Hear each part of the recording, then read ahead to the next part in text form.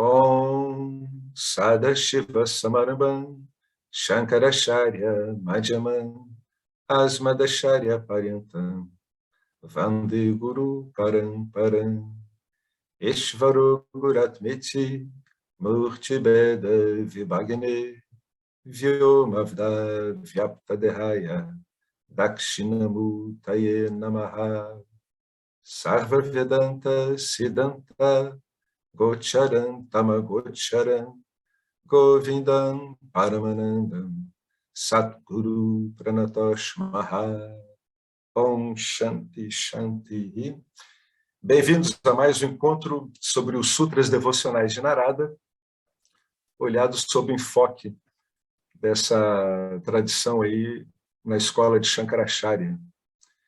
É o enfoque do Advaita Vedanta, o Vedanta não dual, porque vocês sabem que o Vedanta é tido como o último livro dos Vedas, então ele também serve a escolas duais, depende do enfoque, né? Mas no caso aqui dessa linha que a gente está estudando e se aprofundando, é uma linha não dual, né? Ela foi sistematizada por Shankaracharya no ano 700, mas esse conhecimento védico já tem registro dele assim de 7.000, 10.000 anos antes de Cristo, bem antes da escrita. Então,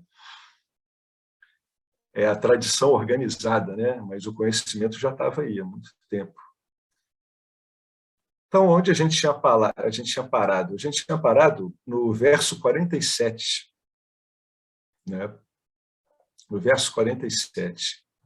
Esse trecho aqui,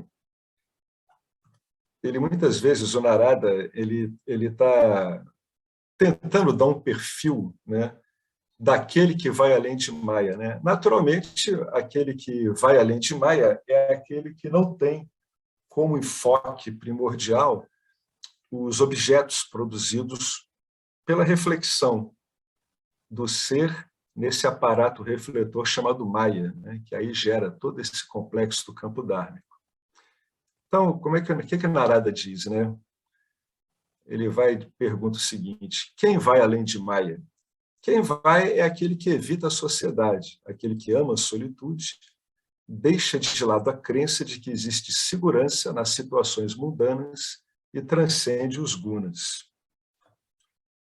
Dá para falar muito sobre isso, mas vamos ver o comentário do James. De repente ele resume isso, provavelmente de um jeito bem melhor. Olha, sempre que uma pessoa faz um comentário, a gente vai lendo e vai usando o discernimento, né? Afaste-se de rituais e objetos cotidianos, como celulares e televisão. A sociedade converteu luxos em necessidades, transformando a vida moderna em uma prisão chique. Não é incomum que uma casa de classe média tenha 3 TVs. Preocupamos-nos incessantemente com as armas de destruição em massa, enquanto lentamente morremos nas mãos de armas de distração em massa, numerosas demais para serem mencionadas. Bom, eu vou ler mais um parágrafo, depois eu vou só dar uma pincelada aqui, né? Às vezes me pedem, né, o James falando, para recomendar uma prática espiritual. Quando é apropriado, ocasionalmente eu recomendo um jejum de mídia. Mas até hoje ninguém seguiu o meu conselho. Por quê? Porque é difícil, é simples. A resposta é simples. Por que você não segue o jejum de mídia? Porque é dificílimo. Deve ser das austeridades mais difíceis da nossa era. Se você é incapaz de desfrutar de sua própria companhia, você precisa de um pouco de trabalho, né? Você precisa de um trabalho de autoestudo. Se você quer progredir espiritualmente, o seguinte mantra secreto deve ser entoado em todos os momentos: menos é mais, né? Menos objetos no nosso campo de atuação, ele é mais favorável, é mais conducente à assimilação do conhecimento.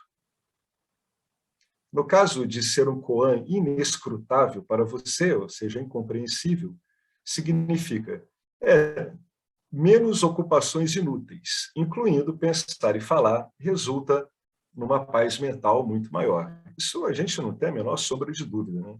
Você, inclusive, as pessoas, às vezes, elas não entendem que elas podem sofrer pacificamente, né? A pessoa ela pode passar por um sofrimento, um desagrado muito grande, mas com uma mente muito pacífica. E quanto mais você vai se aprofundando em tudo isso, você vai ficando surpreso ao lidar com momentos desse jeito. Muito embora esteja havendo uma certa carga de sofrimento, a mente não fica em cima daquilo, criando ideias, projeções, mais sentimentos, mais interpretações, né? Por quê? Porque você já está tão versado, né, no estudo do campo dármico que você sabe que aquilo ali é o campo dármico aparecendo daquela forma. Então, literalmente, não tem muito o que se fazer enquanto isso está aparecendo, né? Se a coisa ficar muito difícil, aí você tem recursos. Mas, em geral, você começa a ter uma mente muito pacífica, inclusive diante desses problemas. Bom, antes de prosseguir,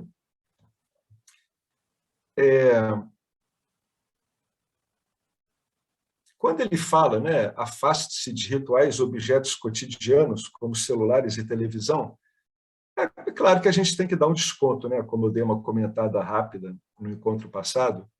Hoje em dia, o que a gente chama de celulares, na verdade, são computadores de mão. Essa que é a verdade, que fazem ligações telefônicas, que é das mais insignificantes funções dessa máquina, né? Então, como computador, ele literalmente ele é usado para trabalhar por muitas pessoas. Eu estou tendo que usar celular para trabalhar, uma coisa que eu nunca pensei que ocorreu com a minha vida. Então, quando ele fala que afaste-se de rituais ou objetos cotidianos, ele está falando de uma relação compulsiva, sem necessidade nenhuma.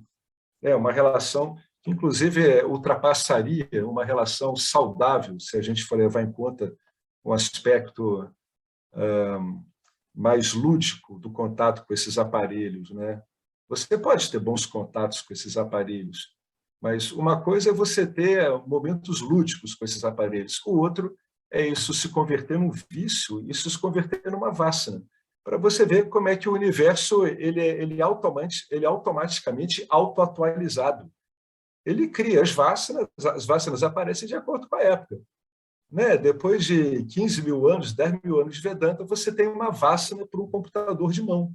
Olha que sensacional, incrível, né? Por isso que se diz que nada disso, no fundo, nunca deixou de existir. Isso está sempre ali, né? No reservatório ali dos potenciais de Maia. Você pode desenvolver uma vássana por esse uso dessa mídia eletrônica, né? Bom, em última instância, o que acontece? O centro desse parágrafo aqui é essa palavra distração. O que ele está querendo dizer? É que o sistema de mídia que se usa hoje em dia, ele, muito embora te dê muita entrada para muito estudo, muita chegada a fontes diferentes, ele vai distrair muito a sua mente. Então, você vai ver a sua mente girando rapidamente, né? De uma página para outra, de uma notícia para outra, de um assunto para outro, de um vídeo para outro. Então, às vezes, você pega o seu histórico de vídeos, o seu histórico de vídeos é um hospício. Às vezes, eu faço isso para ficar vendo o que eu já vi em uma semana. Aí eu começo a rir, porque eu não entendo o que me leva a ficar vendo tanta coisa que não faz sentido nenhum. Né? E tem de tudo nisso, né? Tem aventuras do reino animal, tem pessoas fazendo compras em shopping, tem reportagens políticas, tem Vedanta, tem ensino de agrofloresta, tem histórias sobre guerra, sobre política. Então, o que isso mostra? Isso mostra que o que você está fazendo? Você está pingando muito de um ponto para o outro. E, na verdade, está perdendo uma oportunidade para investigar. Em última instância, você, de novo, está envolvido com a experiência, ao invés de estar mais focado em avaliar cotidianamente essa sua experiência. Esse que é o ponto fundamental dessa história toda, né? Cada vez que a gente escorrega e a gente entra numa espécie de relação meio simbiótica com esses objetos, a gente está de novo envolvido com a experiência. E a gente, como estudantes, né, basicamente de Gnana, vamos usar esse termo aqui, A gente não estaria interessado na experiência em si, mas sim em compreendê-la, né? Em compreendê-la, em assimilar o que ela tem de razoável ou não, né? Então, volta e meia, a gente se vê de novo arrastado para a experiência. Bom, tanto que aí o James coloca esse obstáculo incrível, né? Um jejum de mídia é muito difícil, mas é possível, dá para você ficar pelo menos alguns dias. Ainda mais que a mídia ela não vai te dar coisa muito diferente, né? Em geral, são novelas desenrolando sem parar. Bom, ele toca num ponto interessante também, que se você não consegue desfrutar de sua própria companhia, é porque aquilo que você é não está bem estabelecido na sua compreensão. Quando a sua compreensão está bem estabelecida naquilo que você desfruta mais da sua companhia, independentemente do que ocorra na manifestação. Porque é a sua companhia que importa. Não são os objetos passando pelo que você é. Né? Nós somos consciência. Esses objetos vêm e vão passando por isso que nós somos.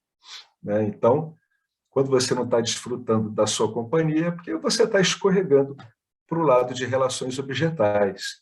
Né? É uma boa hora para investigar esse assunto, e com muita paciência, porque essas escorregadelas, elas ocorrem o tempo todo. Bom, ele continua aqui.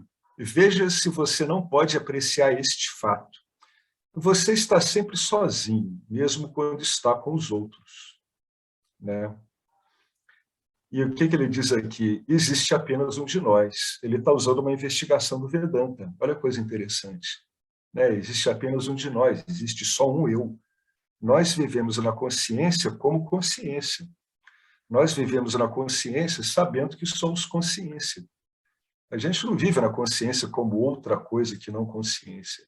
Mesmo quem não se sabe consciência, vive na consciência como consciência, muito embora veladamente. Mas isso não impede ele de viver, de ser aquele acontecimento inexorável. Muito embora a minha ignorância, eu continuo vivendo na consciência como consciência. Né? Eu posso estar perdido no meu universo simbólico, mas isso não muda o fato, tanto que eu estou sujeito às leis do campo dármico, tanto quanto uma pessoa que sabe que é consciência, vivendo como consciência. Então, né, pensar que você é separado faz com que você anseie por companhia. A palavra aqui, chave, é ansiar, né? Você está desejando companhia. Quando você está com uma outra pessoa aparente, do mundo da manifestação, você está apenas com o pensamento dessa pessoa em sua mente. As pessoas nunca estão lá fora, não existe lá fora e nem aqui dentro. Elas nunca estão nos corpos que parecem habitar. Tudo isso é uma impressão. Tudo isso é um golpe dado pela visão dual de Maia. Né? O nosso corpo sutil, entrando em contato com essa projeção, ele faz essa leitura, mas é uma leitura que não se sustenta quando você investiga ela com cuidado. Elas estão em você, né? E você, para elas, se elas soubessem quem elas são, você estaria nelas também. E o pensamento sobre elas é gerado a partir de você, o amor puro em si. Então, quando você ama o objeto, você está apenas amando a si mesmo. Quando você anseia por companhia, você está apenas ansiando conhecer a si mesmo. É tudo um reflexo. Você, por que pertencer a um grupo quando você pode pertencer a si mesmo? Um bem-aventurado clube de uma pessoa só, sem taxas de associação. Um bem-aventurado clube de uma pessoa só é um clube que não tem problemas. Olha que maravilha. Não custa nada e não tem problema nenhum, porque só tem uma pessoa. Então, como é que vai ter problema, né? No clube infinito de uma pessoa só, onde o próprio clube é uma pessoa. Título remido, não paga. Exatamente. Está remido de cara. Então, o que é interessante aqui, eu acho bacana ver essas coisas que vão falando aqui nesses parágrafos, porque a sua interação com as pessoas ela é inevitável e ela não deve ser evitada. As pessoas cometem um pouco de erro achando que tem que evitar a interação com as pessoas. Bom, Para um bom investigador, se começa a ocorrer de um modo muito obsessivo evitar pessoas, o cara tem que estar vendo que ele está querendo evitar alguma coisa que ele está vendo nas pessoas. Então, ele deve estar vendo alguma coisa desagradável. Isso não é um problema delas. Então, quando o James escreve esses trechos aqui, né, eu estou conversando com uma pessoa, eu estou com essa outra pessoa aparente. Quando eu estou conversando com ela, muito embora eu ouça a conversa dela, eu tenho que ter uns outros pensamentos, assim, muito hábeis. Por exemplo, na verdade, quando eu estou conversando aqui com pessoas, o que eu estou, dessas pessoas aparentes que estão aqui na tela, eu estou apenas com pensamentos sobre elas. E essas pessoas estão com pensamentos sobre mim. Né? Nós estamos sempre com projeções. Podemos ter projeções mais adequadas ao que estamos querendo ou mais inadequadas. Mas, independentemente disso, se a gente está se relacionando aqui com um grupo de Vedanta ou com uma pessoa na rua, você sempre tem que ter isso claro. Você está com uma ideia da pessoa. Né? Não importa qual é a realidade factual daquilo, se isso é agradável, desagradável, é importante. Eu sempre estou com um pensamento da pessoa. O outro, para mim, ele é resumido num pensamento. O mundo ele é resumido em pensamentos. Tudo são só pensamentos. Por isso que está no seu controle, entre aspas, deliberar sobre como vai enxergar isso. Né? Eu prefiro continuar enxergando como eu enxergava ou eu prefiro usar essa leitura que o Vedanta faz? Que a leitura que o Vedanta faz vai me dizer isso. Olha, quando você está conversando com uma pessoa, você tem que estar ciente que você está falando com o pensamento que você tem dela.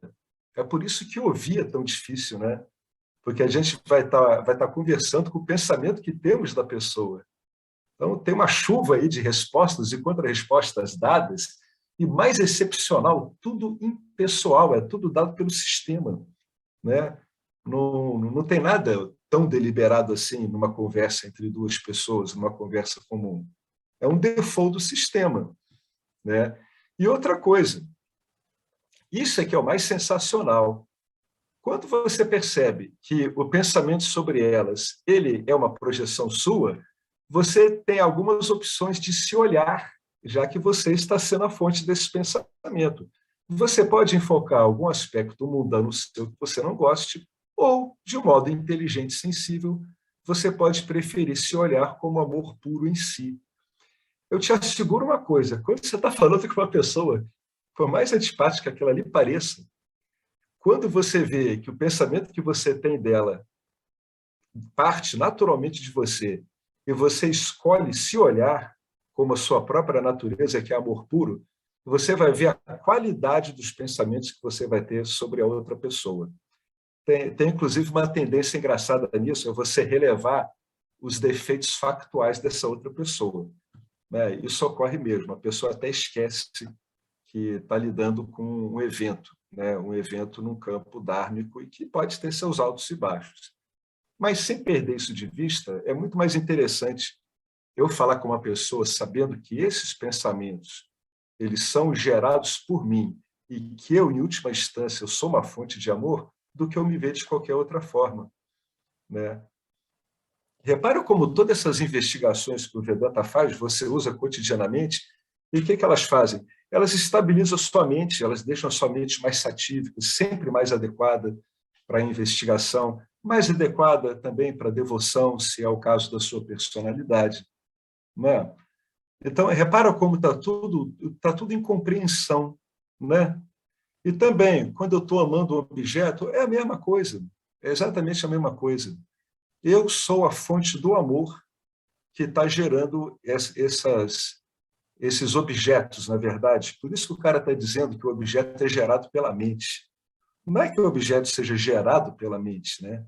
É porque o próprio objeto só pode ser conceitualizado através de um pensamento pela própria mente.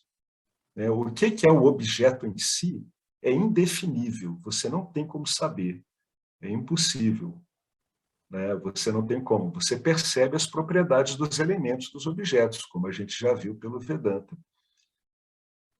Né? E por que você anseia por companhia? Né? Uma coisa é você desfrutar de companhia, a outra é você ficar ansioso, quando, na verdade, tudo que você quer, nessa outra companhia é, naturalmente, você mesmo, né? A gente sempre consegue reduzir qualquer situação cotidiana a isso. Vale muito a pena refletir muito sobre esse parágrafo. Ele vai mudar muito a capacidade que a gente tem de escutar os outros. Ele vai mudar muito os pensamentos que temos sobre os outros, a importância do tipo de pensamento que temos sobre outros. Vamos ter pensamentos melhores sobre outras pessoas, quando a gente se vê como uma fonte de amor que está gerando esses pensamentos, né? Repara que a experiência está ocorrendo, essa que é a investigação, que é o uso, né, do entendimento do Vedanta. A experiência está ocorrendo. Você não está interessado em se aprofundar naquela experiência em si. O que você está interessado é em pegar aquela experiência e olhar de um ponto de vista investigativo, de acordo com o Vedanta. No fundo, se você conversa com uma pessoa assim, você está praticamente fazendo uma meditação vedântica, né? Você vai ter uma conversa normal, comum, vai prestar muito mais atenção na pessoa do que pensaria, e vai ter, né? Ela vai aparecer como algo tão favorável a você como você mesmo. Você vai entender isso, né? Ensine-se a amar sua própria companhia, na forma da glória refletida da consciência silenciosa. É uma bela frase, ó. Cultive o silêncio. Não é para tentar pegar o silêncio, né, pelo pescoço, eu quero, minha mente fique silente. Não, isso não funciona. O mundo não funciona com os brutos. Essa que é a verdade, né? A suavidade do mundo não funciona assim, com esses toques abrutalhados, onde você está tentando domar as coisas. Não é assim. Distraímos-nos porque a nossa vida de pensamentos é muito confusa e, sobretudo, ela é muito insatisfatória. Ela é muito confusa porque ela é insatisfatória. Como a vida de pensamentos não gera o que estamos querendo, a gente fica trocando de pensamentos. Naturalmente, a gente acaba desenvolvendo um sistema que tem uma miríade, né, de agentes e de personagens, muitos deles dialogando entre si, como a gente vê em muitos filmes de comédia, né? Um cara, ele vê como se fosse várias vozes falando na cabeça dele ao mesmo tempo, e é assim mesmo. A mente de um sansari é como uma lata de lixo cheia de detritos gerados pela sociedade. Ouse confrontar os pensamentos que o silêncio revela. Escolha dentre eles, né? Faça uma escolha e descarte aqueles que não apontam para a verdade. E, com a ajuda do Vedanta, organize aqueles que vão perfazer um lindo buquê de significado não dual. O James estava bem inspirado, né? As pessoas ficam perguntando, mas o que tem a ver devoção com isso aqui? Olha só, é porque a gente não entende que nós já somos devotos. Se eu escolho belos pensamentos, né, dentre esses que o meu silêncio revela, né, eu me livro daqueles que não apontam para a verdade e eu fico apenas com os pensamentos que apontam para a verdade, então, o que eu estou fazendo? Eu estou com um buquê de lindos pensamentos, né, lindas flores de pensamento sendo ofertados para a existência. Olha que bacana isso. Isso aqui já é uma prática de devoção, né? Você faz isso por amor. Você olha assim e diz assim, poxa, por que eu vou cultivar esse monte de coisa feia? Não faz sentido, eu estou estudando Vedanta, eu posso trocar esses pensamentos por um sistema muito mais coeso, pensamentos muito belos. E quando você troca isso, você está fazendo uma dádiva ao universo, você está ofertando beleza. Olha que bacana a devoção aparecendo aqui, sem necessariamente um ritual, baseada unicamente numa pura compreensão, né? Que nem quando ele fala ali em cima no parágrafo, olha que bacana isso aqui, ó. Ensine-se a amar, ensine você a si mesmo a amar a sua própria companhia. Como? Vendo você mesmo como um reflexo da glória da consciência silenciosa. Se você é um reflexo dessa gloriosa consciência silenciosa, então você é a própria glória. Não é um pensamento muito mais interessante? Não sei se vocês estão reparando, o Vedanta ele é uma máquina de substituir pensamentos. É por isso que a pessoa tem que ficar entendendo que pensamentos ela está gerando diante da experiência. Isso é que é avaliar a experiência em si. Né? Claro, quando a gente fala de pensamento, a gente está falando tudo que vem junto com o pensamento. Né? São os pensamentos, são as emoções, as sensações. A gente divide isso para mero efeito didático, porque a gente conversa através de palavras. Mas, na verdade, isso são conjuntos unos, que aparecem numa perfeita organização, seja ela boa, seja ela ruim. Então, só nesse parágrafo aqui, olha só que atitudes de devoção elegantes, bonitas, está se tendo com relação à existência. Né? Às vezes as pessoas perguntam onde está a devoção. Está aqui, no parágrafo desse está aqui. Se você, cada hora que você estiver ansioso por alguma companhia, né, obcecado, você simplesmente começar a bater, a fazer um match entre essa ânsia e os pensamentos que geram ela, com essa de que você, em última instância, é uma glória refletida da glória eterna. Pô, olha que bacana isso. Aí você sai na rua fazendo a mesma coisa, olhando para todo mundo. Aí vai dar problema no começo? Pô, é óbvio, né? Você não vai esperar você tentar engendrar um monte de pensamento desse sem interferência. Você vai ter interferência. É por isso que a pessoa fica repassando isso o tempo todo. E por isso que ela deve aproveitar todos os momentos dela para fazer isso. Né? Isso vai modificando. Não é necessário pressa, é necessário persistência e compreensão do que está sendo feito. Então, aqui é uma devoção que está sendo engendrada por pura compreensão. Você está ofertando coisas muito belas ao campo Dharma, quando você começa a proceder dessa forma. Aí o James continua. Apegos não se quebram, né? Eles não se quebram por si mesmos. É isso que ele está querendo dizer. Eles têm que ser rompidos. Como? Por você. Através de quê? De um meio de conhecimento. O grande gesto, né, que é o padrão das culturas espirituais ocidentais, a partir dos anos 60, que é sair e fugir para a Índia, não é o caminho a seguir. Né? A gente sabe que o mundo, quem está vendo o mundo somos nós. Então, a gente vai carregar esse mundo que a gente vê para onde formos. Você estará de volta em breve, com a cauda espiritual bem colocada entre as pernas. Trabalhe neles pouco a pouco. Olha aqui, a gente está falando pouco a pouco. É devagar, é meio que curtindo, saboreando. É claro que você pode orar a Ishvara para removê-los, mas a menos que você realmente faça algum esforço, como pode Ishvara mudar seu karma, na medida em que Ishvara não é um grande pai controlador situado em algum outro lugar? Né? Mecanismo é apenas um mecanismo, quer dizer, Ishvara é apenas um mecanismo, né? Tal como a nossa personalidade, só que de uma outra ordem, em que você facilita o seu karma. A graça, ao contrário da opinião popular, reganha. Ou seja, Deus não pode remover nada para o ser humano, a não ser que ele esteja disposto a. Aí você começa a ter uma atuação da graça.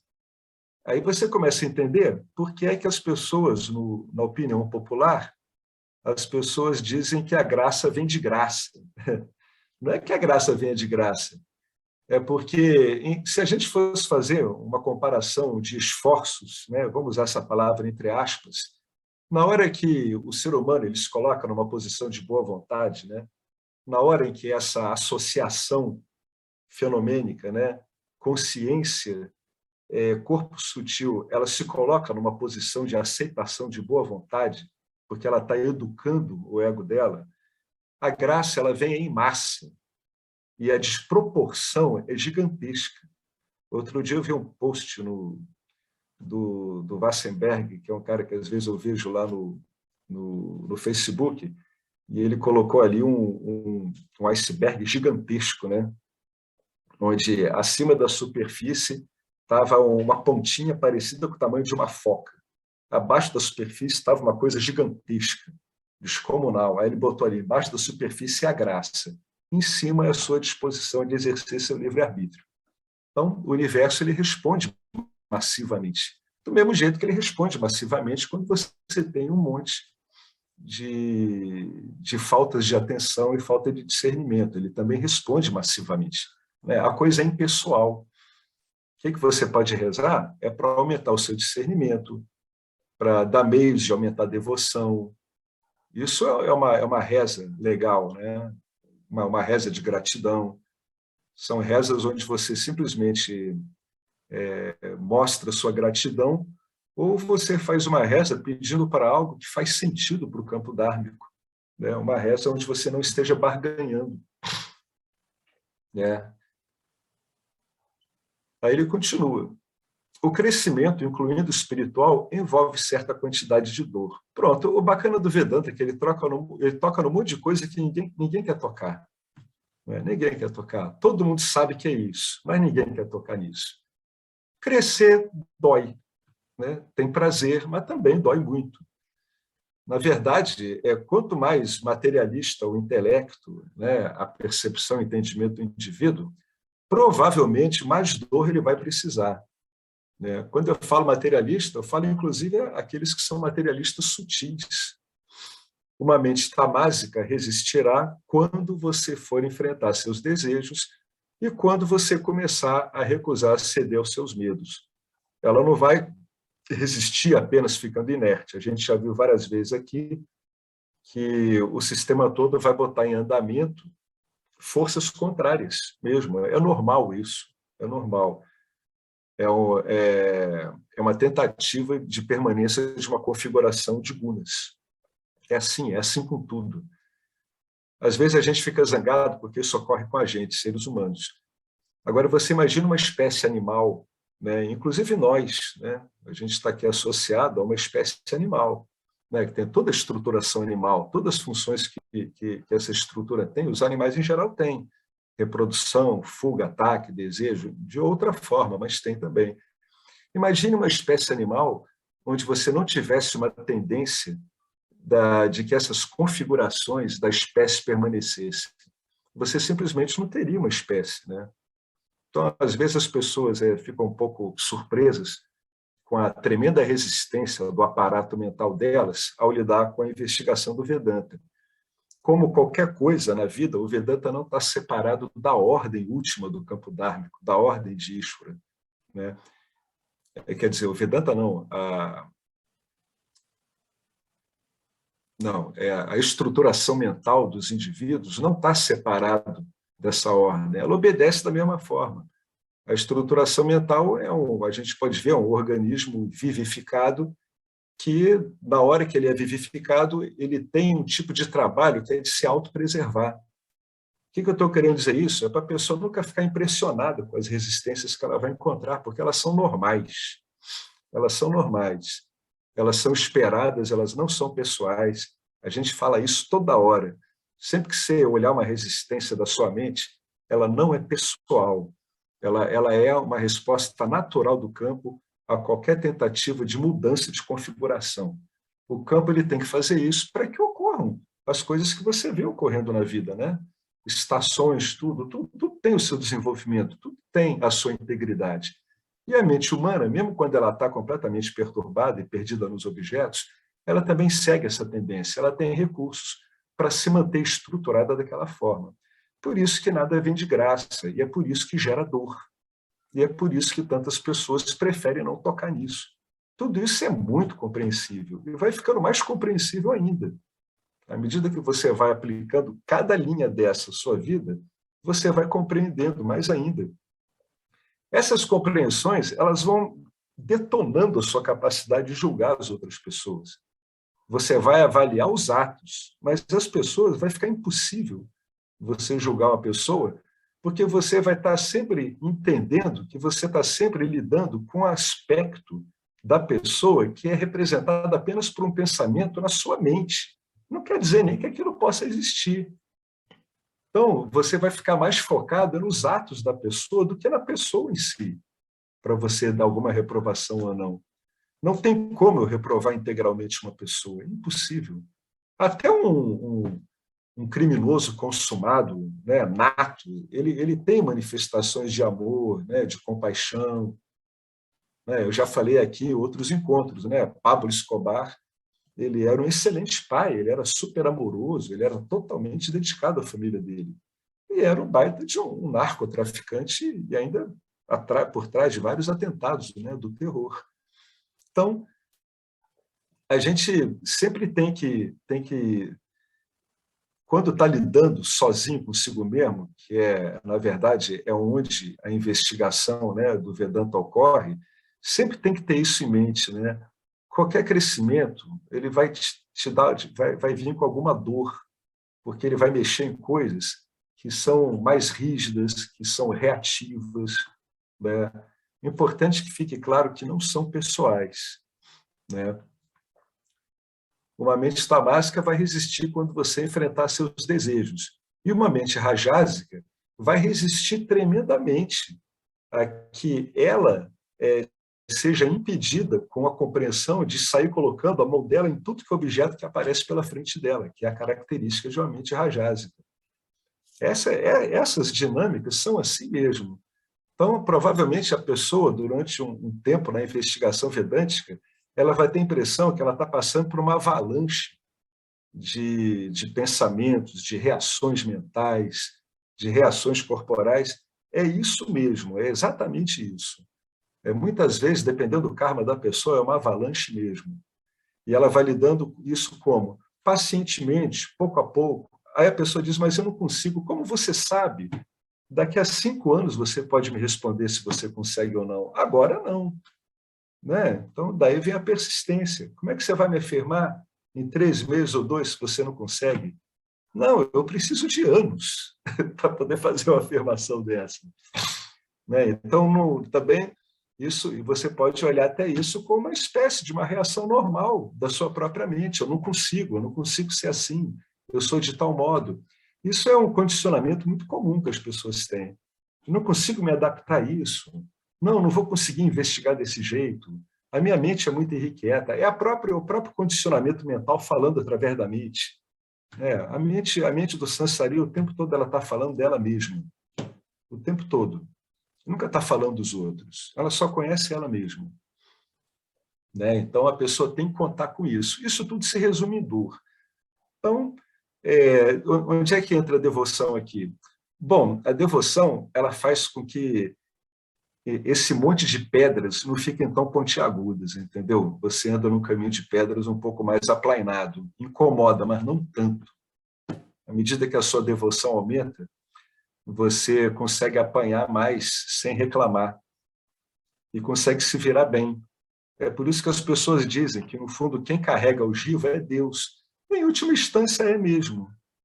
Né? Porque, à medida que você vai se focando cada vez mais em Ishvara, lidar com essas situações facilita tremendamente, fica muito mais fácil. A situação vai vir e é a mesma situação de antes. Ela não é boa, mas você vai lidar de um outro modo quando você se coloca numa postura devocional diante do acontecimento. O que é isso? O acontecimento está ocorrendo, ele não é agradável. Aí você diz, poxa, nesse exato momento é a face de Ishvara que está ocorrendo. Isso talvez possa vir a ser modificado no futuro, mas não agora. É como o campo está aparecendo, é desse jeito.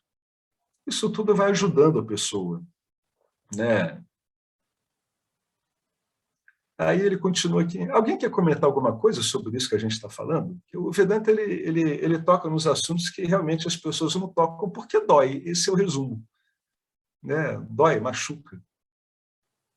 Por que tão poucas pessoas decidem olhar, né? Abrir a caixa de Pandora que está no corpo sutil delas?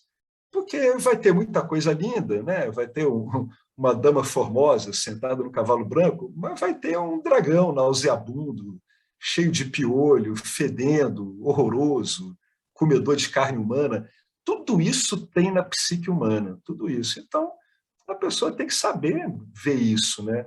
Quanto mais ela entra nesse tipo de entendimento, mais ela vai olhando isso de modo objetivo e mais ela vai pensando o que interessa. Com o passar do tempo, essa escolha não é mais tão deliberada assim, ela vai ocorrendo naturalmente. É que nem quando você está sedimentando valores. Você está sedimentando valores conducentes ao autoconhecimento, né? Inicialmente, você vai pensando esses valores, e você vai aplicando eles de um modo meio deliberado no seu dia a dia. Com o passar do tempo, esses valores eles começam a aparecer na forma de quê? Já de pensamentos modificados, sensações modificadas, interações modificadas mais adequadas. Aí, nesse momento, você não precisa mais ficar pensando o valor específico, trabalhando ele, porque ele já está introjetado. Introjetar isso é quando ele dá efeitos, né? Então, tudo isso é com muita paciência. Aí o James continua aqui, né? Porque a coisa parece que realmente é difícil. Aí ele diz assim: criar um senso de autoconfiança simples, né? Não é realmente difícil quando você considera honestamente a desvantagem dos relacionamentos. Pô, o que é considerar honestamente? É considerar com discernimento. Então, ele está querendo dizer que você está desapegado, né, da imagem que você tem do relacionamento. Então, você pode objetivá-lo. Por isso que ele está dizendo que isso não é realmente difícil quando você considera honestamente a desvantagem dos relacionamentos. Só que para você considerar honestamente a desvantagem dos relacionamentos, você provavelmente já se afundou em vários, né? Até você ter essa condição de objetivar e ver que realmente não é difícil ver que não é por aí. Mas até você ver, até ficar fácil de ver que não é por aí, é porque você já tentou ir por aí várias vezes. A gente tem que entender que o ser humano é um bicho meio repetitivo mesmo, ele é que nem um animalzinho desses.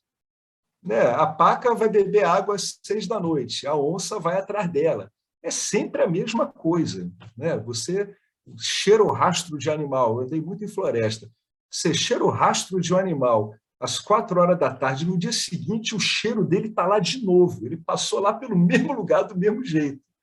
O ser humano ele tem essa característica.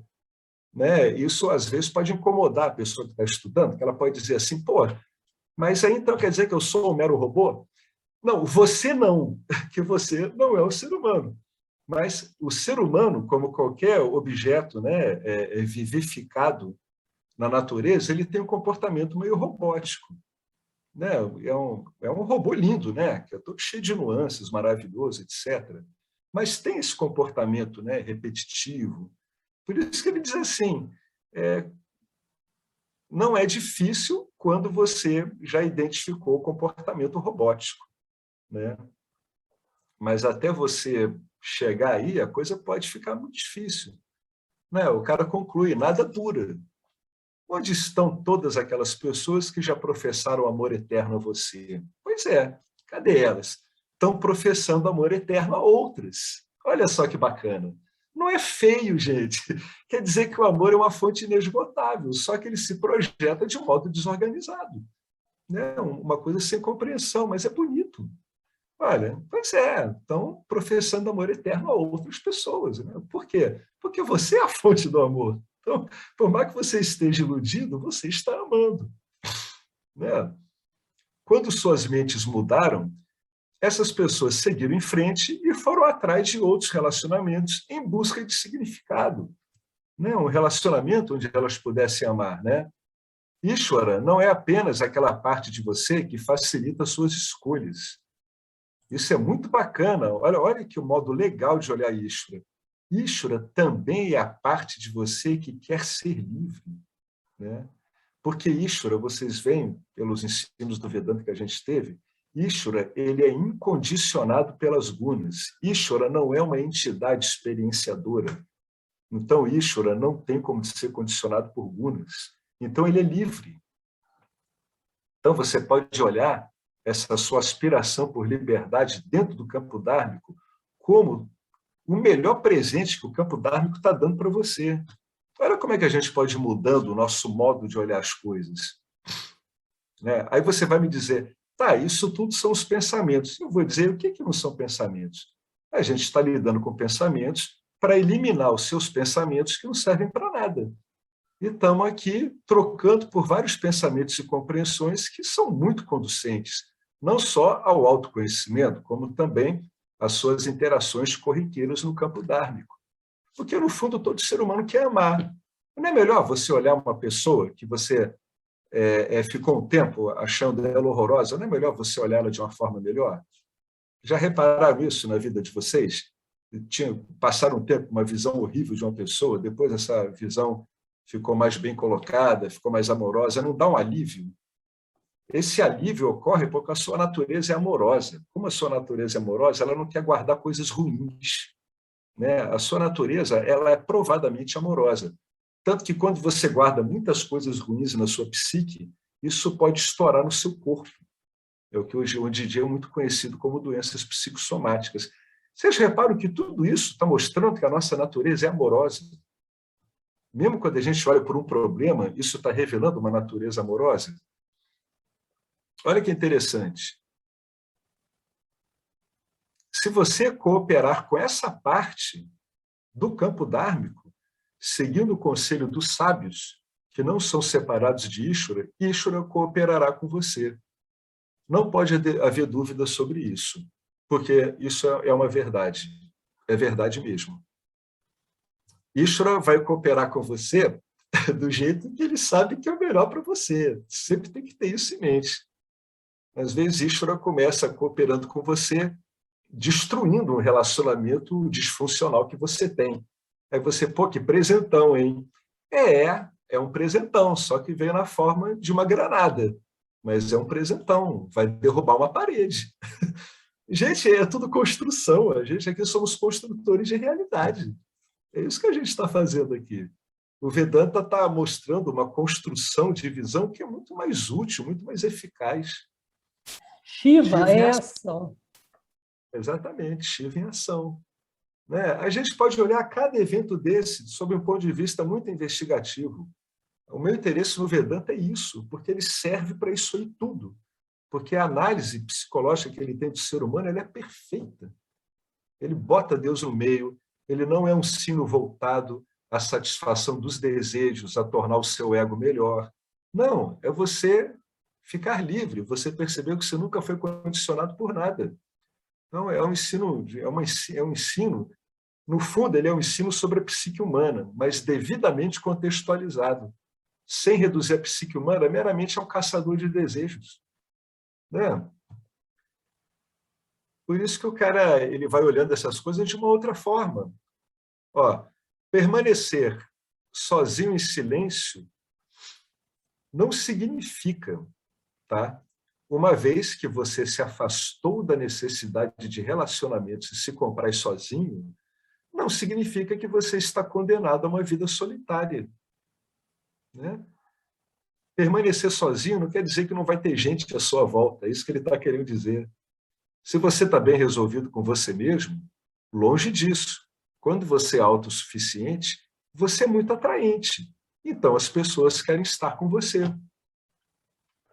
É uma ressignificação de relação. Porém, uma vez que você aprecia a sua solitude sempre presente, você consegue socializar com os outros sem apego. Essa frase aqui, ela é um X, tá? Eu queria muito que a gente jamais esquecesse essa frase, tá? Porque o Vedanta ele mostra linha após linha que não há conflito entre nada. Não há conflito entre nada, tá? Uma vez que eu aprecio a minha solitude, que ela é sempre presente, eu socializo com os outros de um modo excelente, porque eu vou socializar sem apego. Olha que maravilha. É como uma grande alma se relaciona com os discípulos dele. Uma grande alma está lotada de discípulos. E ela é totalmente sociável, sendo totalmente em solitude. Olha que coisa bacana. De novo, né, em vez de você dizer solidão ou companhia, o Vedanta ele troca tudo por E. É tudo conjunção aditiva. Solitude e socialização. Ele vai acabando com todos esses mitos que a gente acabou encontrando muitas vezes em muitos ciclos espirituais. A renúncia não significa ficar livre dos objetos. Relacionamentos são objetos. Viver é relacionar-se. É inevitável que você vivendo, você se relacione, né? Com qualquer tipo de objeto, desde objetos insencientes até sencientes. Renúncia significa isso sim, liberdade de apego a objetos. liberdade de apego a objetos. Quando você ama as pessoas porque você precisa delas, você não é livre, você escraviza você e a outra pessoa. Quando você não precisa mais delas, aí sim você finalmente é livre para amá-las pelo que elas são. Finalmente você é livre para exercer a sua humanidade sem impedimentos. Só quando você percebe que a sua essência não é um ser humano, é que você está livre para viver plenamente a sua humanidade. Né? Para o condicionamento mental, parece um paradoxo, mas paradoxos só existem para a mente, né? Para o condicionamento mental. A vida não dá a mínima para paradoxos. Não existe paradoxo. Né? Então, cada frase que ele fala aqui é uma investigação, cada frase aqui é algo que deve ser cultivado, é algo que você deve aplicar o tempo todo. Eu faço muito isso, eu estou cada vez mais aplicando cada frase dessa.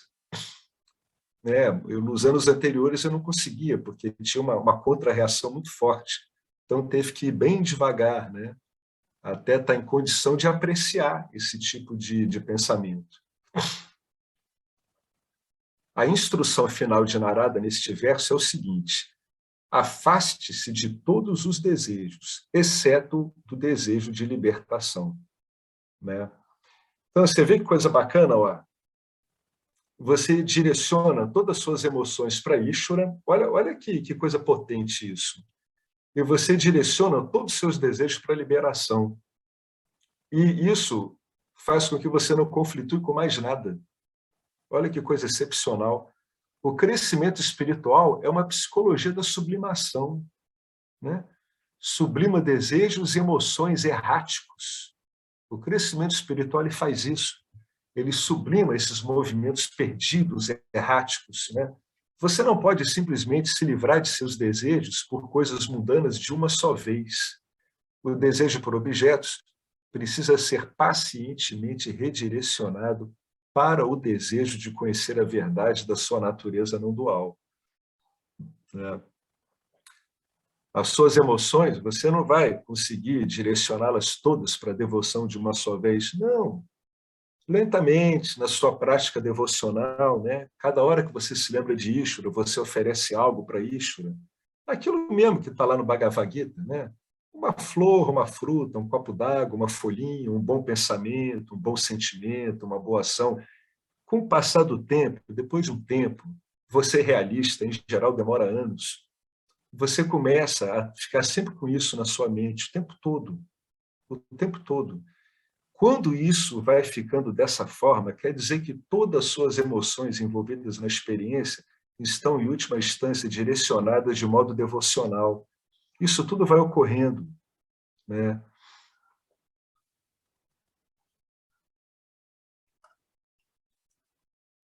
Nossos comentários dele aqui são enormes. Alguém quer comentar alguma coisa aqui sobre isso que a gente falou?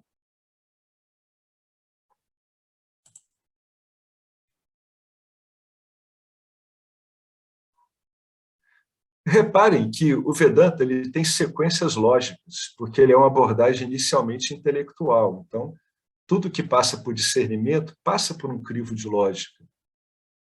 Mas depois de um tempo, o que vai ficando claro é que parece que é um quadro por inteiro. E depois de um tempo também, você não precisa necessariamente seguir algo.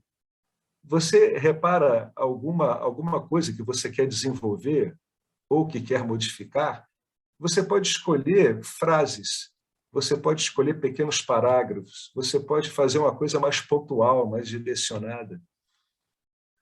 Né? Inicialmente você compõe o quadro inteiro. Depois você começa a entender os benefícios que essa visão de mundo pode te trazer. Né? Tanto na sua vida mundana quanto na sua aspiração última, que é a liberação. Né? Quando o indivíduo ele realmente começa a provar, né, o sabor dessas grandes declarações do Vedanta de não dualidade, isso quer dizer que o direcionamento dele está começando a funcionar bem. Isso pode demorar um bom tempo, né? Dependendo da carga de vasanas, do karma que ele tem, pode demorar um pouco. Então demora, aí vem junto com dor, né? Então tem que ter muita paciência. Por isso que uma das qualificações do Vedanta é que o indivíduo tem a Shraddha, né? Você tem fé nas escrituras, você deposita a sua confiança nas escrituras, até que os resultados da investigação que você faz no seu dia a dia confirmem as escrituras. É isso que quer dizer a Shraddha, a fé do Vedanta. Né? Essa instrução do Narada é tomada de empréstimo de um dos versos mais importantes do Gita, que é a base do Karma Yoga. Os Vedas lidam com o mundo dos 3 gunas. Seja livre de rajas, paixão, e da ignorância, tamas. Seja livre da paixão e da ignorância. Esteja sempre estabelecido na atenção plena, sattva. Seja livre dos pares de opostos. Seja livre do desejo de obter e de proteger, de manter, de ter que segurar a coisa. Essa visão aqui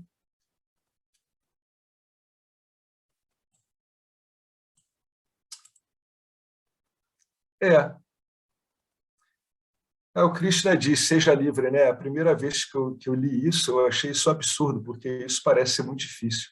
Mas eu não sabia que isso pode ir se assentando com o tempo, usando um bom meio de conhecimento. Né? Você tem que estar livre desses movimentos. Né? Não quer dizer que a sua mente não vá flutuar, mas como você não está identificado com a mente, você entende que ela também é sujeita à flutuação de gunas. Mas, no raciocínio circular, você só consegue ver isso porque a sua mente já foi mais estabilizada em sattva. Então, ela tem uma composição gúnica, predominantemente satívica. É como se uma coisa retroalimentasse a outra de modo circular. Né? Eu vou lá e estudo os gunas. Aí eu entendo que a minha mente trabalha sob esse efeito. Aí eu vejo qual é o meu objetivo e começo a investigar. Começo a investigar o Vedanta, fazer Karma Yoga, muitos fazem meditação, entram numa prática devocional, e tudo isso que eu vou seguindo vai sativizando a minha mente. Quando a minha mente vai ficando sativizada, eu vou vendo que eu estou ficando livre da paixão e da ignorância. Então, é um processo, ele é meio circular, ele vai se retroalimentando. Ele não começa de um ponto em diante. É uma coisa que você vai passando várias vezes, inúmeras vezes. E dali a algum tempo você começa a se ver, né? Uma pessoa com preferências, mas não com aquele gosto empedernido por determinada coisa. Você percebe que você querer manter uma coisa necessariamente, né, e se empenhar nisso é muito difícil. Você faz a sua parte, né? Mas você já não tem aquele desejo obcecado de querer proteger coisas, de querer obter coisas.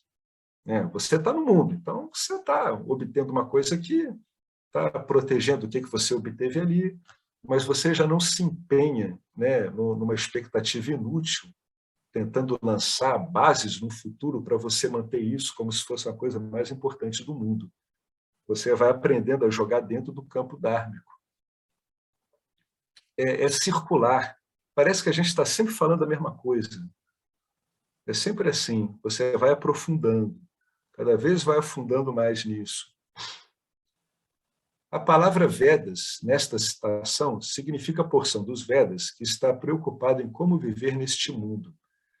Os gunas são energias materiais, são sutis, mas são da manifestação, portanto são materiais, que vinculam os indivíduos ao mundo. 2 desses gunas, rajas e tamas, são inúteis. Você que está buscando autoconhecimento, tem que evitar ser regido, né? Tem que evitar ter um corpo sutil regido por esses 2 gunas. Veja bem, não estou dizendo um corpo sutil livre desses 2 gunas. Eu estou dizendo regido por esses 2 gunas. Porque esses 2 gunas têm suas funções, né? E o outro guna, sattva, é útil. Todo ensino do Vedanta, todo ensino do Yoga, do Vedanta, do Sankhya, de qualquer filosofia indiana, espiritualista, ele procura sativizar o corpo sutil da pessoa. E o Vedanta não é exceção, muito pelo contrário. Tamas, ou Avarana Shakti, né, é o poder de ocultação, esconde a natureza irreal dos objetos de nós, né? Quando ele esconde a natureza irreal dos objetos, ele faz com que os objetos pareçam reais, permitindo que Rajas, que é o poder de projeção, o poder de Vikshepa, crie paixão por eles. Esse processo é simultâneo. Eu só consigo esconder a realidade de alguma coisa se essa coisa, no encobrimento, ela é capaz de me mobilizar. Então, ao mesmo tempo que Tamas esconde a natureza irreal dos objetos, ela automaticamente gera, através desse poder de Rajas, atração por essa ilusão de que os objetos são reais. Então, eu escondo a natureza irreal do objeto. O objeto não pode, o objeto não tem realidade em si.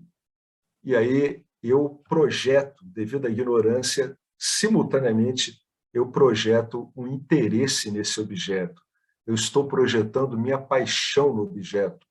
Eu estou projetando desejo. Eu estou alterando uma configuração minha, inerente a mim, que é amor, devoção, e estou transformando nisso, devido a essa atuação simultânea e dupla, ocultação e projeção. Na hora que eu oculto, eu projeto. Na hora que eu projeto, eu tenho que estar ocultando. Não tem como escapar dessa dobradinha, né? Sattva, o poder revelador de Maya, é um poder da manifestação. Nos permite ver coisas claramente e, por conseguinte, discriminar sabiamente. Então, todo o nosso trabalho é esse, é ficar cada vez mais carregados de sattva e usar tamas e rajas para as demandas do mundo normais, inclusive para demandas de relacionamento, viu? Não tem problema nenhum. A pessoa tem demandas espontâneas e naturais do relacionamento que ela usa essas energias, não tem problema nenhum. A versão, mas nunca deve ser o enfoque, né, definitivo. Se você for pensar em guna, primordial, preponderante, né, majoritário no seu corpo sutil, sempre sattva. Bom, ele comenta aqui a versão original desse verso, né, que a gente leu, né? Vamos ler de novo esse verso aqui. Quem vai além de Maya é aquele que evita a sociedade, é aquele que ama a solitude, deixa de lado a crença de que existe segurança nas situações mundanas e transcende os gunas. Deixa eu voltar para cá. Então, a versão original desse verso, que a gente acabou de ler, introduz duas palavras técnicas em sânscrito. Tá? Nishtrayagunya e Niryogakshema.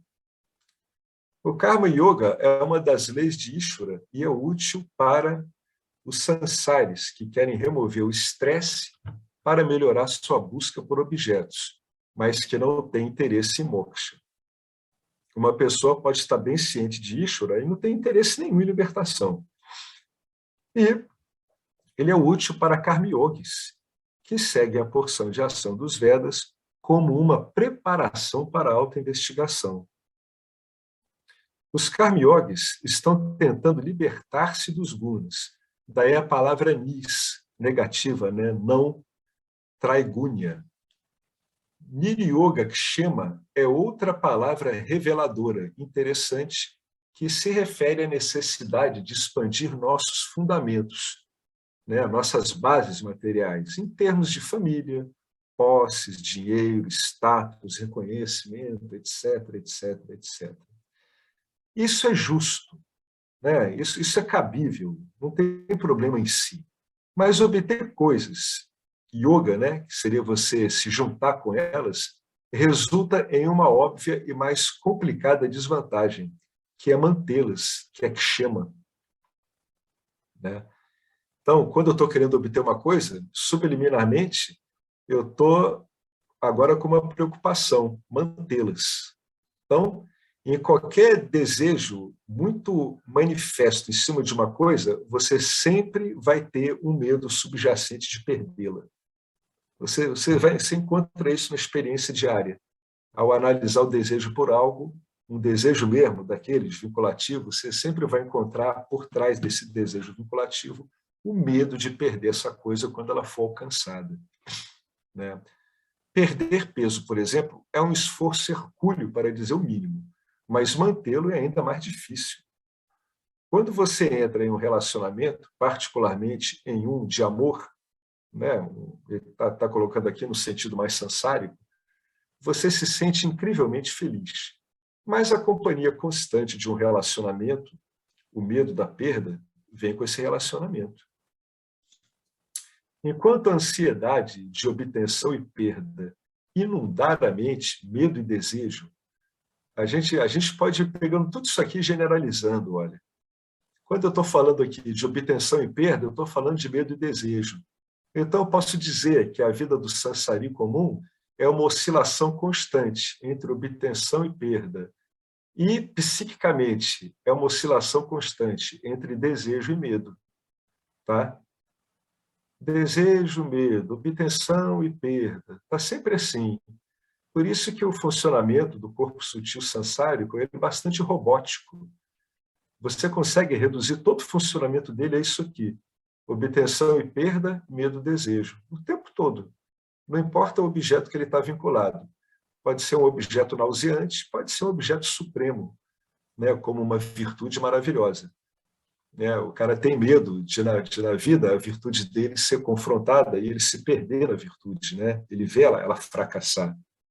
Então, enquanto essa ansiedade, dessas oscilações da mente, estiver perturbando a sua atenção, o seu funcionamento do seu corpo sutil, não há um espaço para um Shiravana, um Manana e um Nidhyasana eficazes. Não há espaço para isso devido ao vínculo potente, apaixonado com essas duas energias básicas. Elas vão prejudicar em vários níveis. Quando você for ouvir, você vai projetar o seu entendimento automaticamente, ao invés de apenas ouvir. Né? Quando você for tentar entender e eliminar suas dúvidas em relação ao que você ouviu, você vai tentar adaptar o que você ouviu para aquilo que você acha que é certo, quando, na verdade, o procedimento do Manana é o contrário. Né? No Manana, a gente resolve as dúvidas do entendimento e a gente vai trocando aquilo que a gente percebe que é antagônico ao ensino. E quando você for colocar isso em prática na sua vida, você vai acabar confundindo a libertação com a obtenção de algum objeto, que algumas vezes é uma sensação, é uma experiência mística. Né? A oscilação entre medo e desejo, ela vai impedir o indivíduo de passar bem por esses processos. Em geral, é por isso que o indivíduo ele ouve tanto, ele retira tantas e tantas dúvidas, e ele repete reiteradamente várias práticas de nidhyasana, de assimilação, no correr da vida dele. O ponto principal, não concentre sua atenção em garantir o seu futuro. Isso é muito difícil de ouvir. Abandonar objetos não significa abandono físico, mas sim deixar ir o apego aos pares de opostos, os gostos e aversões que a mente associa aos objetos. O que a gente está falando aqui é de uma profunda mudança de uma mente de um sansari experimental para a mente de um conhecedor. Né? É uma mudança profunda. Quando a gente se entra em contato com esses meios de conhecimento, a gente tem, muitas vezes, uma intenção muito clara do autoconhecimento, mas a mente ela continua oscilando nessas camadas. Né? O indivíduo está lá investigando, ele nota que ele tem um apego, acontece alguma coisa na vida dele e ele nota que ele está sobrepondo ideias dele ao ensino. Então, ele precisa de muita paciência. Por isso que ele está querendo dizer, né? São várias dicas. Não concentre sua atenção em garantir seu futuro. Né? Não fique jogando a sua atenção numa expectativa. É um outro modo de ler isso. Qual é o melhor modo de você lidar com expectativas? Karma Yoga. Né? Isso aí tudo vem vindo aos poucos. A gente está falando de uma profunda mudança mental numa pessoa. Esse é o verdadeiro milagre, é a mudança da mente. Né? Curar doenças de corpo físico, fazer levitação e tudo, isso são mágicas, isso não são o verdadeiro milagre. O verdadeiro milagre, ele é difícil, né? A pessoa tem que, com muita paciência, tem que lidar com isso. O Bhagavad Gita diz: aquele que não odeia e nem deseja, que está além dos pares de opostos, ele é liberto da escravidão sem esforço. Então, todo esforço é que para que você comece a objetivar esses jogos, né, de desejo, medo, ódio, pares de opostos, preferências vinculativas. Uma vez que isso aqui vai ficando muito objetivado, você se familiariza com isso, as pessoas acham que você expulsa isso delas. Não, você fica familiarizado. Ficam velhos conhecidos, né, que não te impressionam mais, é isso que eu estou querendo dizer. Né? Aquela mulher maravilhosa que saiu da caixa de Pandora, naquele cavalo branco, esvoaçante, né, com asas douradas, e aquele dragão nauseante e tudo, né, não vão mais te impressionar. São seus velhos amigos, seus velhos conhecidos, você não precisa brigar com eles. Né? Você vai estar familiarizado com eles. A familiarização com os movimentos do corpo sutil é a chave para lidar com tudo isso. A pessoa tem que se familiarizar. Se ela tentar trazer coisas e suprimir outras coisas, o sistema não trabalha desse jeito. Ele vai jogar uma contraparte. Ele não tem como agir de outra forma. É isso que o Vedanta deixa claro. Então, tem que ser tudo com muito discernimento e compreensão. Para que você não se preocupe com as coisas do mundo quando se compromete a deixá-las ir, né? A se desapegar delas, o Gita dá uma garantia. Né? Aí vem de novo a tirada, né? Com um coração que não conhece nem o outro, que não está focado em nenhum outro, a não ser moksha, a libertação, o ser, mantenha sua mente firmemente apenas em mim, o ser, e eu cuidarei do seu viver. Né? Eu vou provir aquilo que lhe cabe para que você se desenvolva o suficiente, para que você mature o suficiente para a sua liberação. Isso é uma garantia, isso é uma verdade também. A preocupação ela é desnecessária, porque os resultados das suas ações não estão em suas mãos. É a base do ensino do campo dármico, é esse. Se você está enfrentando um caminho difícil, Ishvara lhe dará força para lidar com qualquer coisa que a vida lhe traga. E essa é uma boa oração para se fazer. Se você está no caminho difícil, reze a Ishvara para superar essas dificuldades dentro das normas do campo dármico, né? Dentro de um conjunto correto de valores, né? Dentro de uma devoção sincera à divindade. O melhor seguro de vida é a devoção, a rendição do Karma Yoga. Pois é o resumo do que a gente falou aqui. Então, onde é que entra a devoção nisso aí tudo? É um seguro de vida. Né? Tudo vai ficar muito mais suave, né? A devoção ela vai te trazer um seguro de vida que vai amortizar de um modo não muito penoso os sofreres pelos quais você tem que passar. E lhe dá as alegrias que a devoção dá também. A devoção é uma coisa que deixa a pessoa muito alegre. Né? Então, a devoção ela é o seu melhor seguro de vida mesmo. É por isso que tem tantos sábios que dizem que o melhor caminho é pela devoção, porque ela aplaina, né, essas arestas. Mas, se o entendimento, né, o que está puxando o estudante, o aspirante, vamos dizer assim, é o entendimento não dual, é entender que, em última instância, a realidade é não dual, então aí ele vai precisar do Gnana Yoga, ele precisa estudar, né, ele precisa fazer a investigação. Mas a devoção ela estabiliza fortemente isso. Se você está desenvolvendo a devoção, você nota que as suas flutuações emocionais vão diminuindo. É a tal da rendição do Karma Yoga. Né? Flutuações emocionais estão muito ligadas a passado e a expectativa. Né? Como o Karma Yoga ele literalmente coloca a expectativa do corpo sutil no lugar onde ela tem que estar, que é o mero papel de expectativa, ele consegue organizar as emoções do indivíduo em direção a essas expectativas, né, em direção a querer se cuidar do mundo. Você vai lá fazer os seus planos, etc., mas vai ficar nisso mesmo. faz a sua parte, que é aquela que lhe cabe, do Karma Yoga, e as respostas vão vir pelo campo dármico.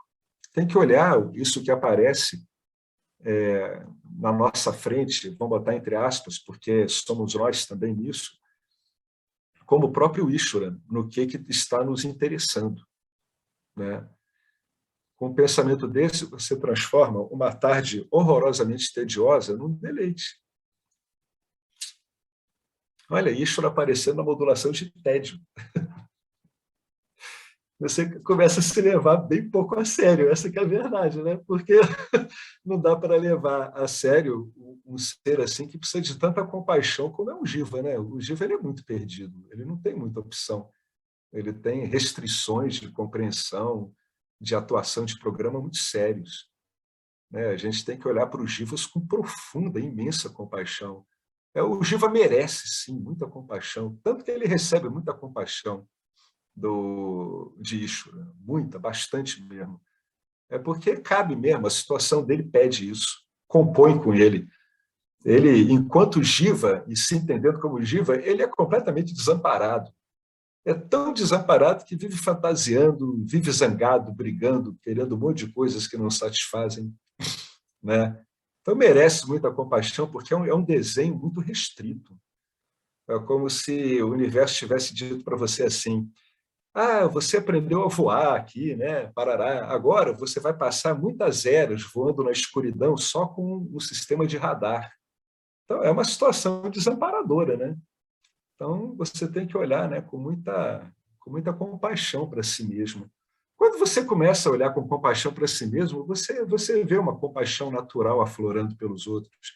Não é uma compaixão piegas, né? Porque o único modo do Jiva resolver isso é ele se auto-investigando, é ele colocando as emoções dele no local certo, ou seja, de um modo devotado, né? Mas, tirando isso, a probabilidade dele de ser realmente bem-sucedido como ele gostaria é praticamente zero. Você vê que tem pessoas que são altamente bem-sucedidas, isso é muito comum, e são completamente insatisfeitas. Então, o que é bem-sucedido? É aos olhos dos outros, né? Para essa pessoa insatisfeita, não tem nada de bem-sucedido ali, né?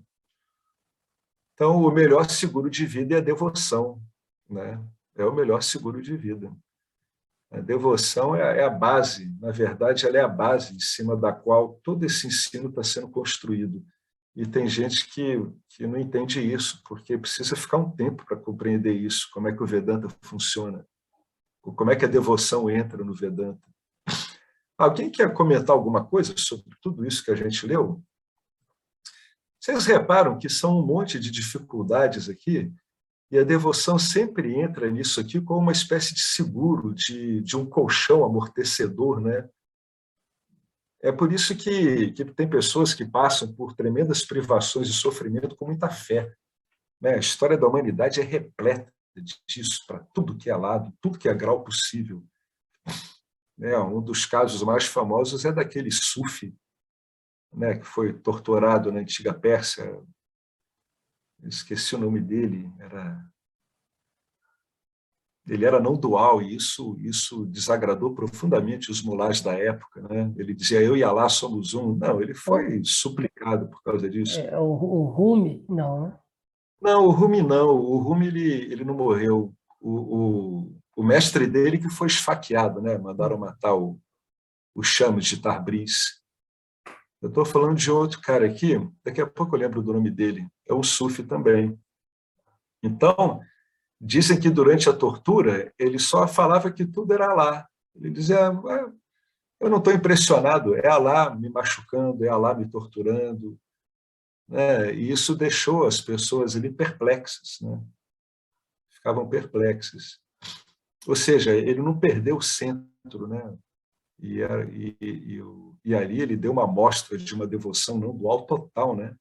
Ao dizer que no fundo era ele mesmo se auto-torturando, né? Então ficou famosíssimo isso, ficou incompreensível. Só nos ciclos mais fechados dos sufis que isso ficou um pouco mais claro. Mas para o devoto comum, né, que estava indo ver aquela execução, ficaram chocados com o que ouviram dele. Daqui a pouco eu vou lembrar o nome dele. Né? Eu lembrei, é inevitável, né? Porque apesar de eu não ser uma pessoa, vamos dizer, religiosa, né, mas eu gostei, li bastante a Bíblia e tal, por conta, né? E aí você vê a fala de Jesus Cristo como é não dual, né? Que nem agora, buscar o reino dos céus e todas as coisas serão acrescentadas, para a gente não andar solícito, que é o que nós acabamos vendo do Gita aí agora, nessa parte final aí, né? Que ele fala, o Krishna fala, me busca e que eu vou cuidar de você, que é a mesma coisa. Então você começa a ver aí isso que você disse agora do Sufi aí, da não dualidade, a não dualidade pura. É não dualidade pura. Eu me lembrei do nome dele, Mansur Al-Alaj. Esse cara, ele teve uma história assim clássica, assim, ficou famosíssimo, né? Era um cara que estava sendo brutalizado e não estava nem um pouco impressionado. Ele dizia que era ele mesmo. Eu sei que é o senhor o tempo todo, inclusive eu. Olha só, né? Uma coisa é a gente ler isso e pensar isso, né? Outra, você está passando por uma experiência horrorosa dessa e manter esse foco, né? É o que Jesus dizia também, né? Procurar primeiro o reino dos céus, o resto lhe será dado por acréscimo, que nem o Marcelo falou, né? Então, o resto vai ser provido na medida do necessário. Vocês querem comentar mais alguma coisa? Isso aqui é uma espécie de pulo do gato, viu? Eu sempre falo isso, né? Porque eu também descobri isso no Vedanta. Embora não seja espiritualista, eu acabei, por força das circunstâncias, entrando em vários grupos espiritualistas, devido até a um excesso de experiências espirituais de todo tipo, das piores às melhores. E sempre tinha essa separação, né, entre conhecimento e devoção, entre coração e raciocínio. E eu sempre achei isso muito esquisito, porque o ser humano ele tem muita emoção, mas ele também ele pensa, ele discerne. Muitas emoções dele são extremamente belas. Aí no Vedanta, no final, dá esse pulo do gato aqui, né?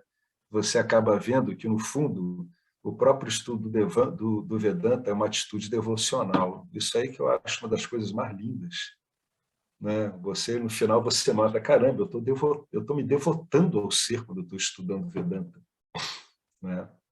Então, o mero estudo do Vedanta já é um ato de devoção, né? Agora, eu precisei ficar um tempão, né, para realmente compreender isso, ver, caramba, é isso mesmo, é verdade, eu estou aqui no ato de devoção, eu estou em devoção há 5 anos e não sabia, né? E aí, o ser humano é louco, né? Tudo tem que ser falado para ele, porque ele parece que, quando sai da caixa mental dele, ele não consegue entender por que ele está passando por determinada coisa. Tem que alguém dizer para ele, olha, isso é devoção também. Aí vai lá e mostra para o cara também. Isso é que nem ofertar uma flor a isso, né? É a mesma coisa, né? Você pensar aqueles pensamentos que o James falou, né? E quando você vai fazendo isso, a sua mente vai virando um buquê de belos pensamentos, né? Também uma atitude devocional. Ou mesmo um devoto não dual, né? Que tem uma imensa, tem uma grande afinidade com uma Istadevata, com uma divindade daquelas, né? Que eles adoram tudo. Ele está lá, ele adora também aquilo não tem contradição nenhuma. Tem vários exemplos de devotos não duais que adoram divindades, né? E na boa, sem problema nenhum.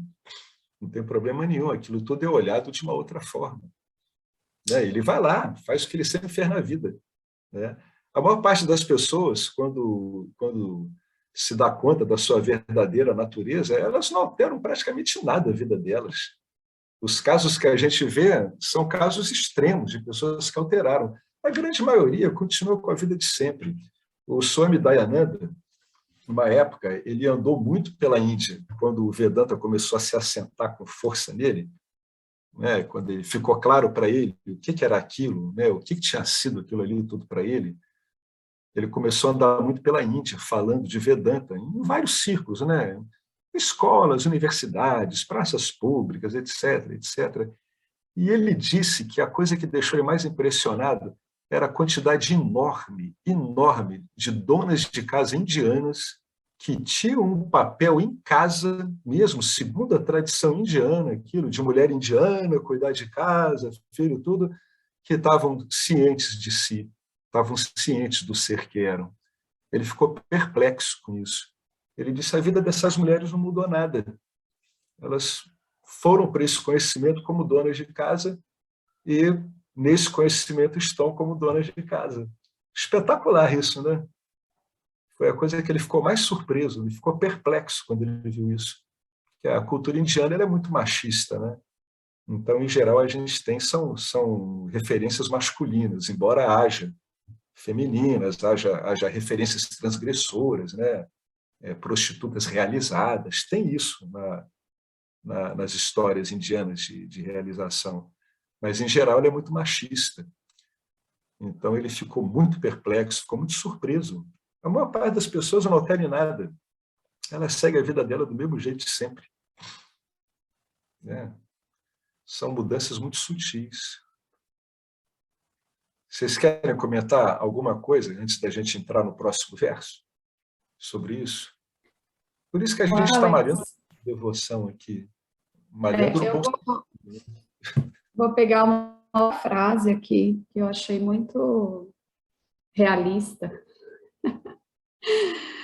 Ishvara não é apenas aquela parte de você que facilita suas escolhas, né? É a parte que quer ser livre. E aí eu tenho pensado, né, nas coisas que estão acontecendo na minha vida, assim, que está vindo vassanas, né? Fortíssimas, assim, que eu falava, uau, eu nem imaginava que essa existia ainda, né? Mas olhando isso, né, para esse lugar de Ishvara quer que você seja livre, né? Essa vassana vem também para isso, né? Quando a gente pega todo o sistema do Vedanta, por exemplo, eu estou assistindo de novo, porque a vassana foi muito forte, acho que é a maior vassana que eu tenho, de mais forte, que estava bem escondidinha. Ela veio e eu estou ouvindo tudo de novo, yoga do amor, estou indo para todos os recursos, né, que eu posso. E aí, outro dia eu estava lendo um livro do Dayananda, que chama Liberdade, porque graças a Deus, né, veio essa vassana e eu não me apeguei ainda mais no Vedanta, né, porque eu falei, meu, preciso do Vedanta com essa vassana desse tamanho. Aí eu li uma coisa nesse livro, Liberdade, que chama do Dayananda, que fala sobre o não isolamento do próprio desejo, né? Quando você não está isolada do desejo, quer dizer, o objeto não está separado de você, tudo é consciência. Putz, a Vassana dá uma baixada total, porque você consegue olhar pela não dualidade, né? Porque eu estava usando pensamento oposto, estava usando a investigação, várias coisas. Mas aí, quando me percebi não separada do desejo, aí eu falei, uau, nossa, a natureza do próprio desejo é consciência, eu sou consciência, tudo é consciência, não tem separação. E aí eu falei, meu, é isso, né? A gente, Ishvara não só facilita, porque você tem os papas e nem os punhas, que você lida com os punhas tranquilamente e tal, mas quando vem uma vassana grande, aí você vê Ishvara como aquele que quer que você seja livre mesmo, né? Estou achando mó barato isso. É o seu sattva puro, né? Ishvara é o que você tem de mais puro de sattva, é Ishvara. Aí vem uma vassana gigante dessa. O É porque campo, outro dia eu falei, olha, veio uma Vassana, eu contei para vocês, veio uma Vassana aqui do financeiro e tal, mas beleza, consegui lidar com ela, tranquilo. Dadada.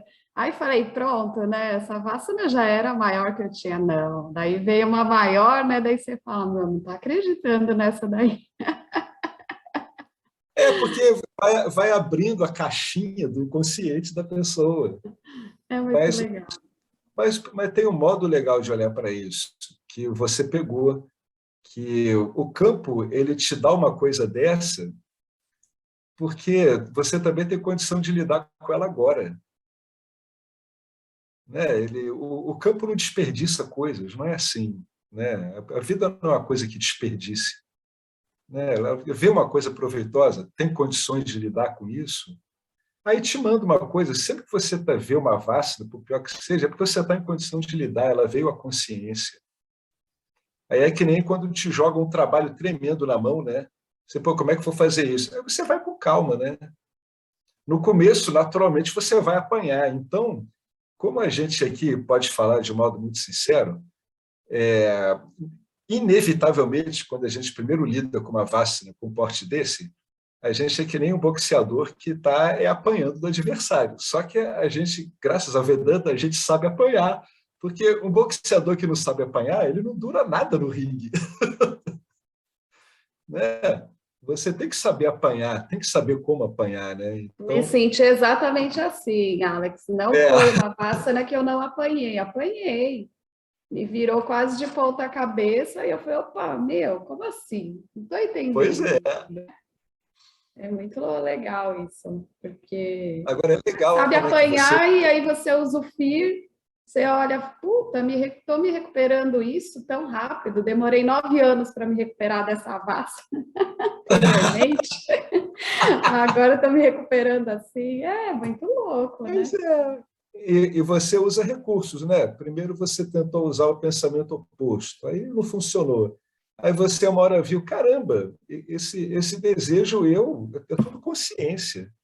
Aí eu não sei se você deve ter reparado que quando você viu a identidade sua com o desejo, porque vocês são consciência, você notou que a tração do desejo caiu, não caiu? Eu Aquela puxada que o desejo tem, ele esvaziou, não esvazia? Não esvaziou. deu aquela Esvaziou murchada, né? não, parece que satisfez, entendeu? Veio o Satisfez, sentimento de não separação, né? O é, sentimento de que estava que não precisava buscar, né? Não é, estava separado. Foi muito louco isso. exatamente. Aquela tração exercida, ela virou uma familiaridade. Né? À medida que o ensino vai progredindo, você começa a se sentir muito familiarizado com tudo. Fica tudo muito familiar, né? Muito identitário. É isso que eu estou querendo dizer, né? Você começa a ver tudo sob o ponto de vista de consciência. Aí esses movimentos muito puxadas, muito fortes de desejos, eles meio que são modificados numa familiaridade. Né? Você fica uma espécie de familiaridade, uma identificação, uma identidade em comum. Você começa a ver o desejo como não diferente de você. Né? Então, em última instância, por que você está buscando o desejo, né? Se no fundo ele basicamente, ele e você são a mesma coisa. São É, recursos. e você vê todo o mecanismo, né, que você faz de adiantar também o desejo. Oh, lembrei muito do seminário que a gente fez, que o professor falou do sonhador, né, do Pratibhasika, né? Uhum. O quanto ele vamos dizer assim, é o próprio fazedor da dor, né? É, Porque ele é o que cria, né? Toda a ilusão mesmo, né? E aí só se cria dor por causa disso, né? Aí você vê isso em movimento, você vê as rachas aumentando, você vê, né, todo o sistema e você fala, caramba, esse sistema é de verdade, é assim mesmo. Você alimenta, o negócio aumenta, né? Putz, é um negócio muito louco, né? E a gente estava, bom, eu pelo menos estava acostumada a fazer isso sem consciência dessa alimentação toda, né? E é muito legal você olhar e confirmar, né? Tudo que, puta, o Vedanta não tem erro, né? Não tem não, cara. O Vedanta é bom pra caramba, né? Para um investigador, né, sincero, assim, honesto consigo mesmo, o mapa que o Vedanta te dá te permite investigar legal, né? É o que você está fazendo. Você está investigando. Não é gostoso, né? Mas é dolorido. Mas assim, eu ao mesmo tempo me sinto muito abençoada, né? Com muita graça por ter todo esse sistema para lidar com isso e aí olhar. Não é gostoso, mas 40 anos aí já foi pior, né? Então tá bom.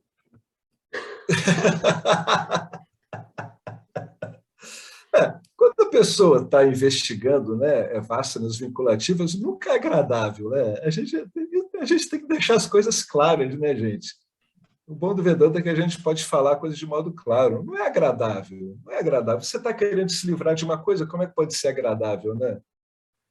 É como você falou, né? Não é agradável, não estava um momento agradável, mas estava um momento seguro, estava um momento claro, estava um momento límpido, né? O sistema que o Porque, Vedanta... para falar a verdade, Alex, estava mega agradável esses últimos 2 anos, minha vida, né? Aí, de repente, aparece um negócio e fala, nunca mais vou ter nenhum incômodo, né? E não é real isso, né? Não é real. Não é real. Tem momentos que não é agradável mesmo. E aí tem que lidar com isso, mas, puta, Verdade. é uma bênção lidar com isso com Vedanta, né?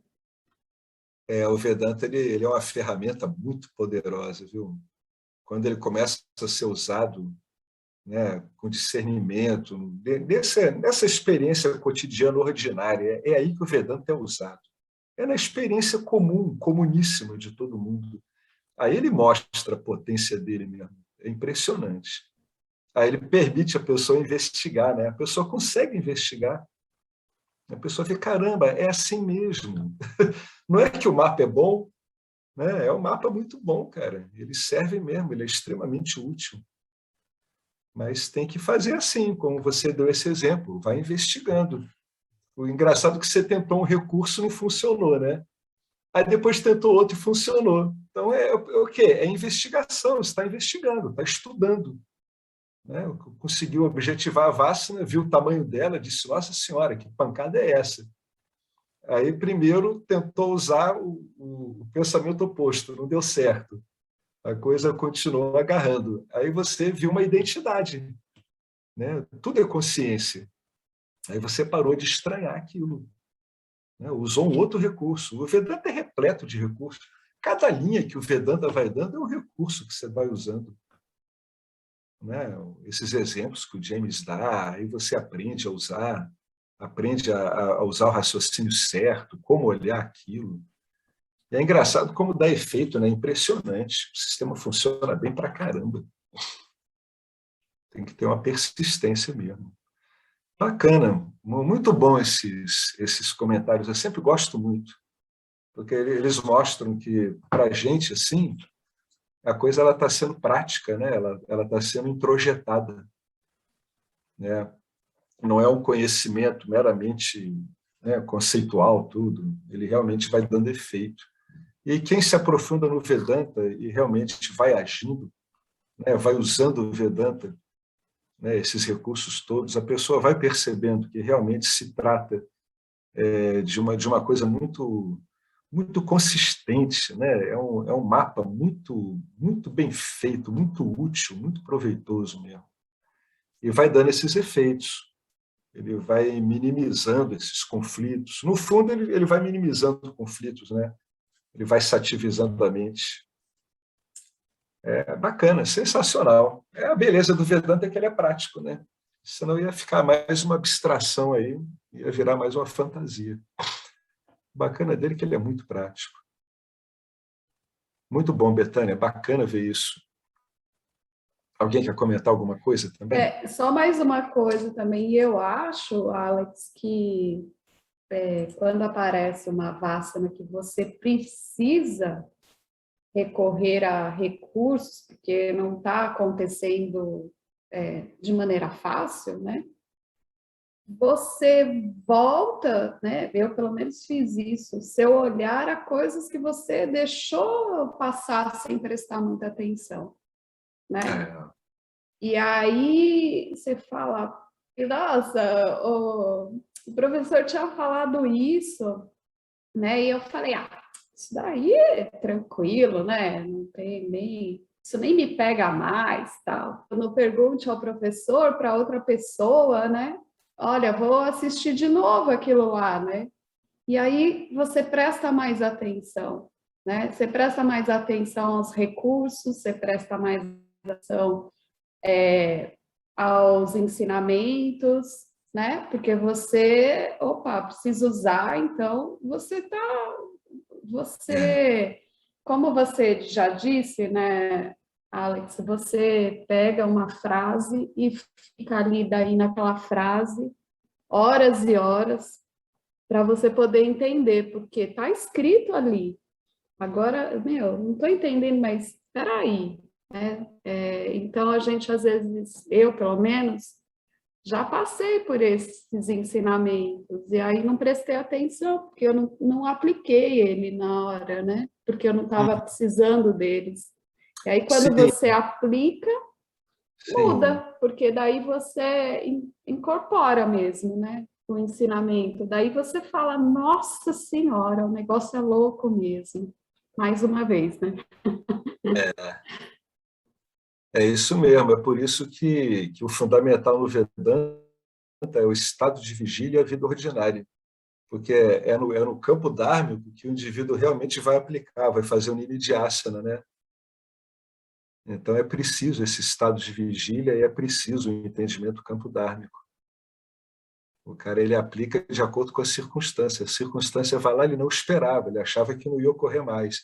Aí vem uma circunstância no campo dármico que faz um download de uma vacina dessa.